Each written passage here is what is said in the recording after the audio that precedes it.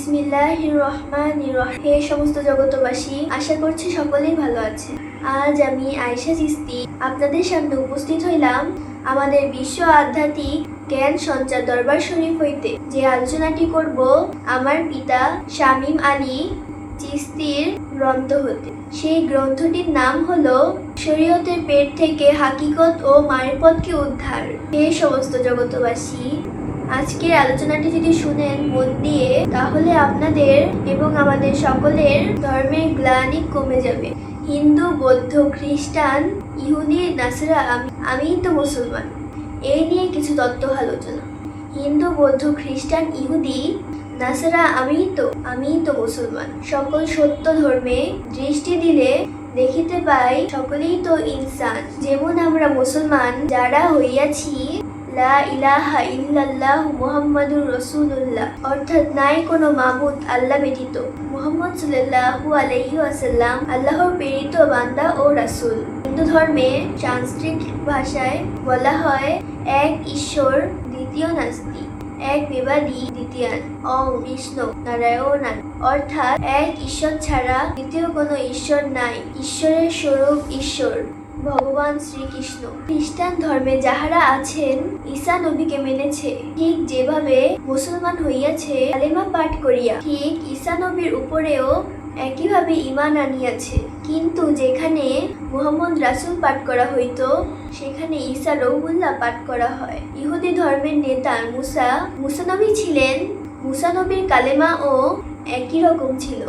যেই জায়গাটিতে মুহাম্মদ রাসূলুল্লাহ ছিল, সেই জায়গাটিতে মুসা কালামুল্লাহ বলিয়া পাঠ করা হয়। দাউদ নবীর ধর্মের কালিমাটি একই ছিল, মুহাম্মদ এর জায়গাতে দাউদ জবরুল্লাহ ছিল। এইভাবেই মানুষে কালেমা পড়ে ধর্মের উপরে ঈমান আনত। তাই বলবো, হে সমস্ত জগতবাসী, যদি কাহারও মনে জাগে যে জবরুল্লাহ না লেখিয়া জব্বুর আল্লাহ কেন লেখা হলো, দেখুন, কালাম অর্থ কথা। মুসা নবীর উপরে তাওরাত কিতাব নাজিল হইয়াছে এবং এই কিতাবখানি আসমানি কিতাব, তার মানে আল্লাহর কালাম বা আল্লাহর কথা। তাই আল্লাহর কালাম লিখিয়াছি কালামু আল্লাহ, আল্লাহ মিশিয়া ছিলেন, তাই লিখিয়াছি জব্বুর আল্লাহ। ঈসা নবীকে বলা হইয়াছে ঈসা রূহ আল্লাহ, কেন বলা হইল? এবং লিখা হইল ঈসা রহুল্লাহ, আল্লাহর রূপের সাথে মিশিয়া আছে, তাই লিখা হইল। আরো বলা হয় প্রথমেই রাসূলুল্লাহ জায়গায় রাসূল আল্লাহ, রাসূলের সঙ্গে মিশিয়া আছে আল্লাহ, তাই রাসূল আল্লাহ। ঈশ্বর ভগবান এবং নারায়ণ তিনজনেরই একজন।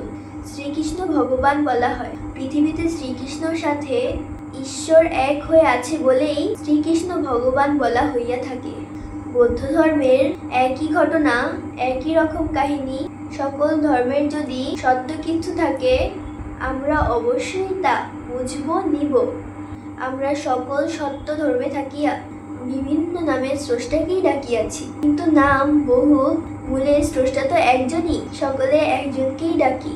তবে কেন আমরা দ্বিধাদ্বন্দ্ব করিয়া বলিয়া থাকি যে খ্রিস্টান ধর্ম ভালো না, হিন্দু ধর্ম ভালো না, ইহুদি ধর্ম, নাসারা ধর্ম ভালো না?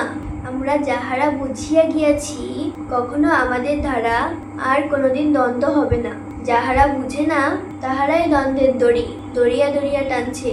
তাই বলিতেছি, হিন্দু, বৌদ্ধ, খ্রিস্টান, ইহুদি, নাসরা, আমি তো মুসলমান। ধর্ম শত, আল্লাহ তো একজন, এর উপরেই আনবো ঈমান। আল্লাহ আমাদের সকলকেই বোঝার তৌফিক দান করুন। হে সমস্ত জগতবাসী, যদি আজকের আলোচনা আপনাদের ভালো লাগে, অবশ্যই কমেন্ট করে জানাবেন। হে সমস্ত জগতবাসী, যদি আমাদের এই চ্যানেলটি আপনাদের ভালো লাগে, অবশ্যই সাবস্ক্রাইব করে রাখবেন। সকলেই ভালো থাকবেন। আল্লাহ হাফিজ।